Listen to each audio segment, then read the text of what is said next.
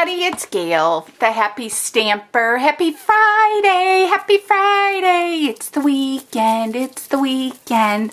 I'm excited. We have great plans. We're going to a super cool haunted settlement tonight near us out here in the suburbs of Chicago. So I'll take lots of pictures. Check my blog tomorrow, you guys. Oh my gosh, I'm so excited for this.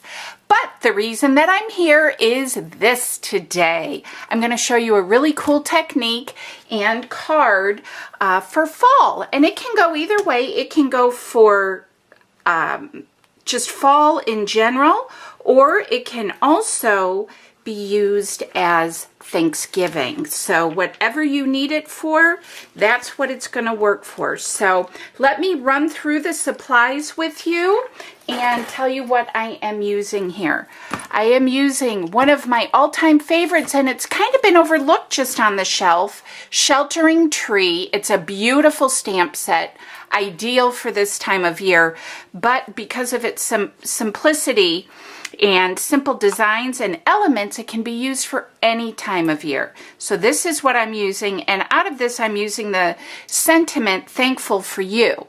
And I'll show you one of the samples that my friend Cindy, Miss Cindy P, hi girl, she did this at our get-together, and this was her shoebox swap. I didn't have the same sentiment stamp, but I'll show you the one that she used, and then I just used that one from that set.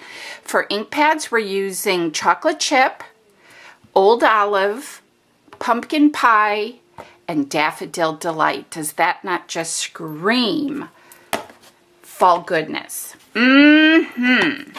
And then I'm also using some of our little foam.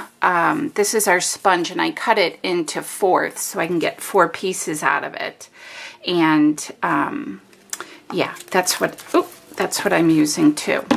All right, so for cardstock, I'm using Chocolate Chip. This is an 8.5 by 11 sheet of cardstock. On the 11 side, it is cut at 5.5, and then you just fold that piece right in half, like so. I've also got a piece of pumpkin pie. That's going to be our layering piece. That's going to be 4.25 or 4 by 5.25, and then I've gone in another 1/4 of an inch for this layering piece. So let's just put these two together real quick and get that set aside. We have warm weather here today in Chicago, but it's going to be changing come next week, and I'm super excited. All right, so let's just set that aside, shall we? And we're going to go back and do some stamping here. This is a super cool technique. Now, one of the things that you're going to need is just a scrap piece of cardstock, and then this piece is going to be all the magic. So this is just a scrap piece of Whisper White cardstock with the leaf die cut out of it. And hang on, I was looking for my leaf a second ago here, and I just had it and now I can't find it. Here it is, our leaflet framelits. It's on page 213. That's right here. It's beautiful, beautiful, beautiful. Love it, love it, love it. That's right there. That's what you're going to cut your shape out of, and that's the large leaf. Before I go ahead, though, and start working with this, and I'll show this to you in a moment, I'm going to do my grass. Oh, okay, I'm going to do my grass. But would you like to see the finished card in case you can't stick around or don't want to?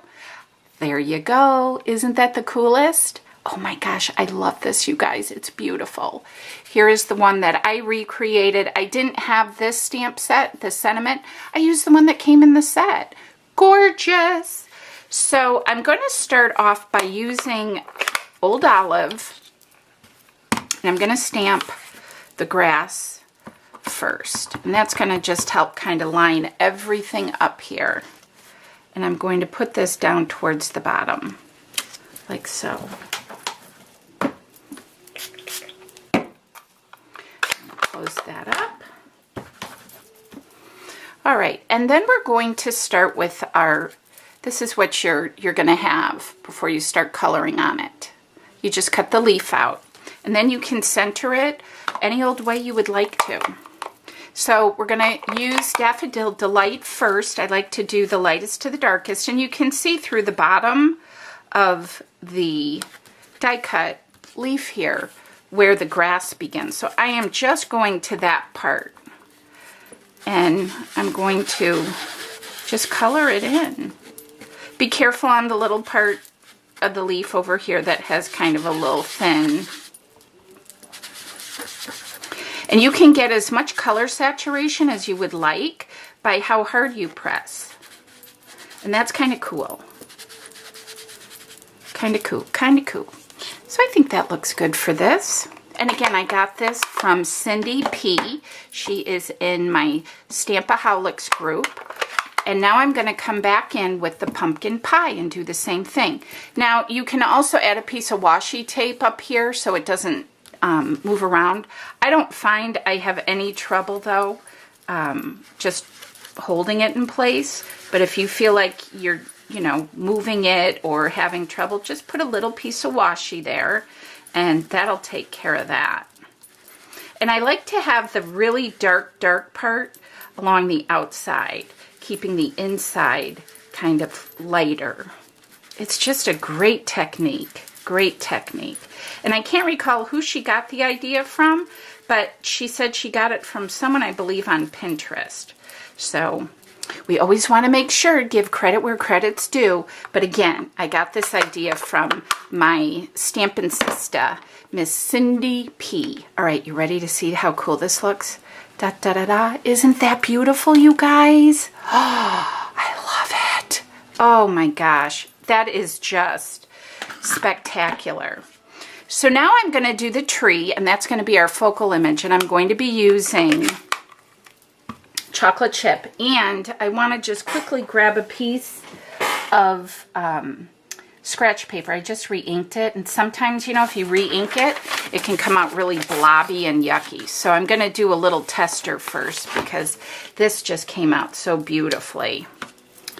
And when I'm doing my tree, I want to stamp this way because it's a big stamp, and sometimes the middle part of it, if you do it the other way, can not adhere the ink.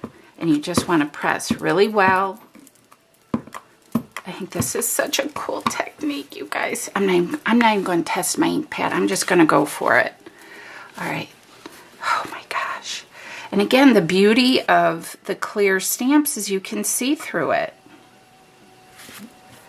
Just give that a minute to transfer. This is an old chocolate chip ink pad, or old classic style. But you know what? It works. You can see the difference in the writing. Yep. But it still works, so I'm using it. I'm using it. But I did read on one of the websites or fan pages, if you will, on Facebook that I'm on with Stampin' Up. You cannot use the old classic ink refills with the new pads. They're not formulated the same. So just FYI, guys, if you're using an old ink pad, make sure you're using the old re-inkers, not the new ones. The formulation is different. I'm not sure why, but that was what the information was today on that Facebook group. That's what they were talking about. And then my sentiment is thankful for you, because I am thankful for you. All of you guys. I love you guys. Oh my gosh. All right, so let's finish this beauty up, and it couldn't get any easier, quicker, simpler, or prettier, because I think this is just stunning. Oh my gosh, you guys. Just such a cool technique. And then you can keep the die cut piece. I just keep this with the stamp set, and I use it over and over again. So, I mean, oh my goodness. Talk about simple, but there you have it. Isn't that a beauty? I just love how that turned out. So here is the other one that I created. And then, of course, here's the one my sweet friend, Miss Cindy, had us use and make, and her sentiment's just a little bit different. But I love this, you guys. Absolutely adorable. So easy to recreate and mass produce. Give it a try. Thank you so much for visiting with the Happy Stamper. As always, hugs from me to you. And yeah, I've got a new hostess code, a new kit for this month. So check it all out on my blog. I'll have the links down in the description box below this video too. So yeah, there you go, you guys. Beautiful fall is here. Have a great weekend. Bye, guys.